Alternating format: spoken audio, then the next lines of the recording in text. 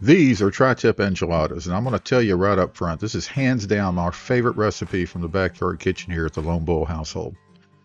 We've got tri-tips, flour tortillas, onions, and chipotle peppers, Monterey Jack cheese, and our roasted tomatillo sauce. All of it sitting down in a ridiculously decadent cream sauce. And by judging by my little dance right here, yeah, I think they turned out all right.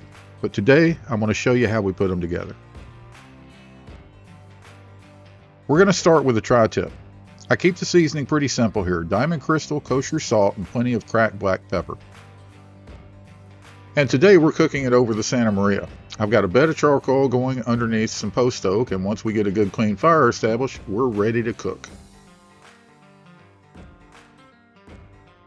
Before the meat goes on, I'm also taking advantage of that fire to roast the vegetables for our tomatillo sauce.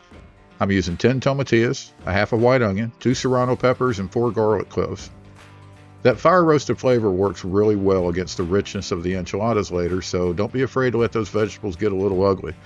Ugly tastes pretty good sometimes. Then everything comes aside to be handed over to my wife, the official salsa maker in this house. First, she adds a handful of cilantro to the container, followed by all the roasted ingredients. You'll notice that after they cooled down, we de-seeded those serranos, but that decision's up to you depending on how spicy you want it. She's using the hand blender here mostly because it's quick, it works, and it gives us one less thing to wash.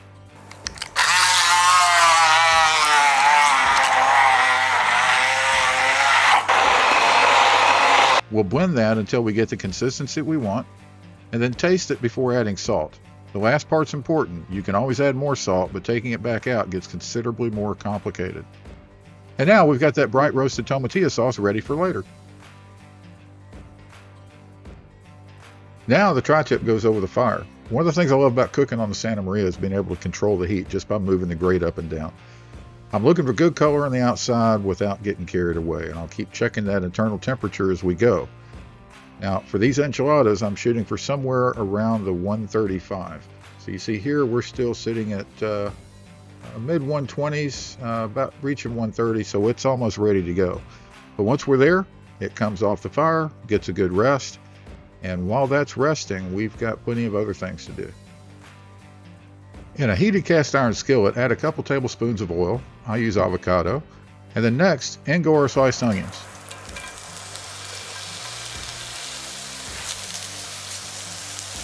That's the kind of sizzle sound you really don't need me talking over. Now, we're going to cook these until they soften up and start picking up some good brown color around the edges. Stirring them as they go every few minutes, go and stir. This is going to take maybe 10-15 minutes. Now, this is where you get to control the heat level by adding chopped chipotle peppers.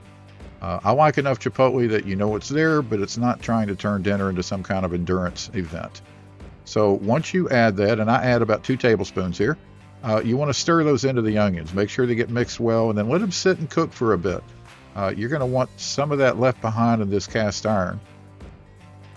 But once they're ready, you're going to add a cup of beef broth.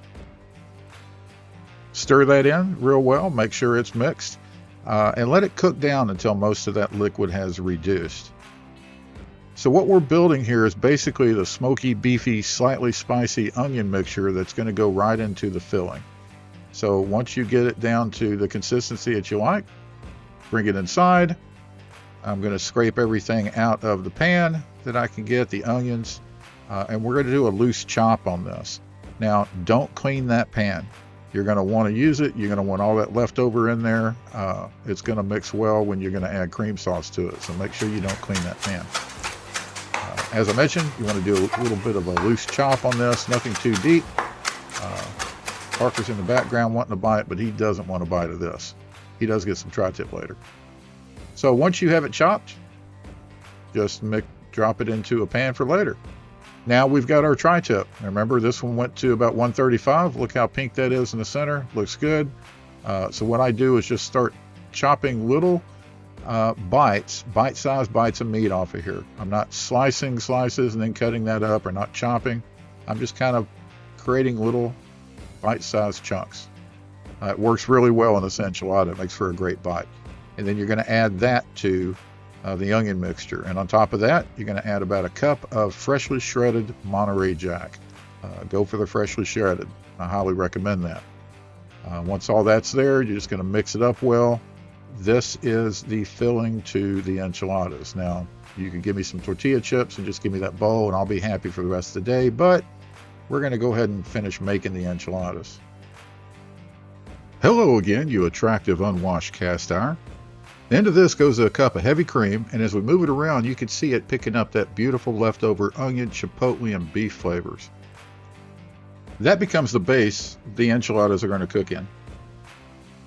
For the tortillas, and we're using HEB butter tortillas for this, we've got some beef broth in a shallow dish. Each tortilla gets a very quick dip on both sides. When I say quick, I mean quick. You just want to soften the tortilla a bit. Then we add a generous amount of filling, roll it up, and set it seam side down right into the cream. Rinse, repeat.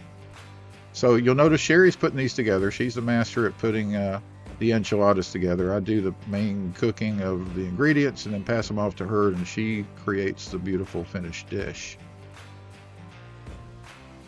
And this is pretty much how things usually go when the two of us are cooking together. One of us is trying to make dinner, the other one's probably making some helpful observations. Helpful, sometimes not so helpful. And somewhere along the way, we both start laughing. It was one of the reasons I like making this dish so much. It isn't complicated. It's just fun food to make.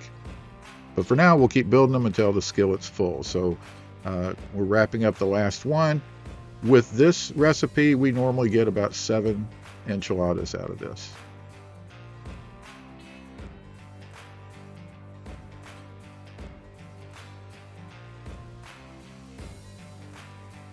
Once everybody is tucked in there, we'll cover the top with more freshly shredded Monterey Jack.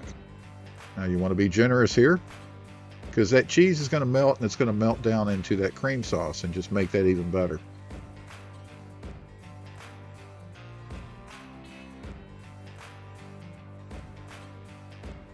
Then you're going to add the rest of your heavy cream. Yep, more heavy cream. Nobody claimed that this was health food. So once that is coated well, and take a look at these from the side. Doesn't that look good? And they're not even cooked yet. All that cheese is going to melt in there. That chipotle sauce is going to come out and mix with that. And then finally, you're going to spoon over some of your roasted tomatillo sauce right on top. So be as generous as you want here.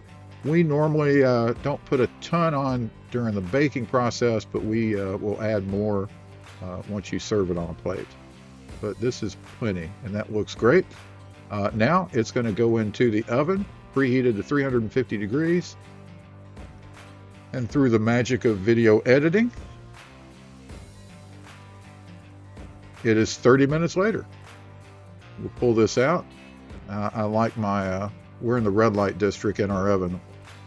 Looks like I got to shorten my oven light, but take a look at that. I mean, look, they're crispy on top. They're brown just the way they should be. The cheese is melted and brown. The tortillas are brown. The sauce is bubbling. It smells unbelievable. It is so good. Take a close up here and just look at how delicious. My mouth's watering just looking at this video. I'm gonna have to make more this weekend.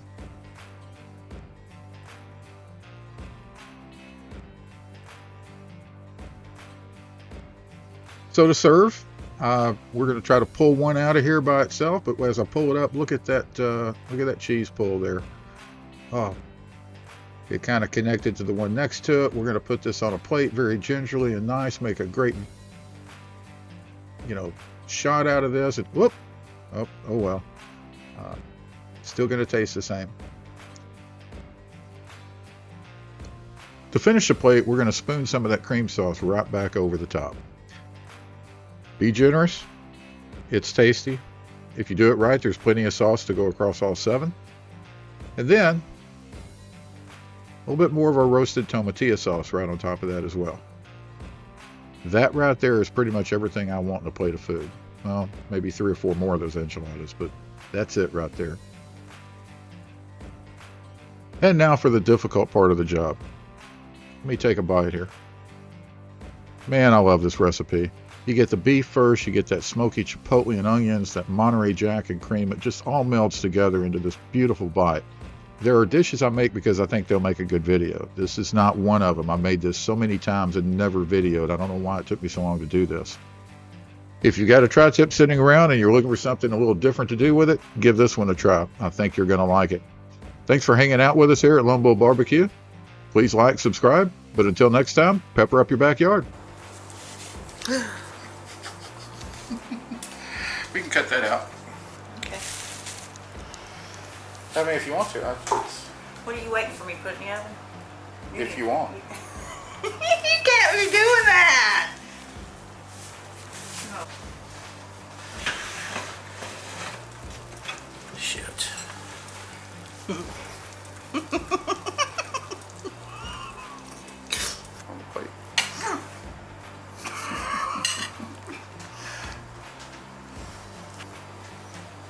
Ha ha ha ha!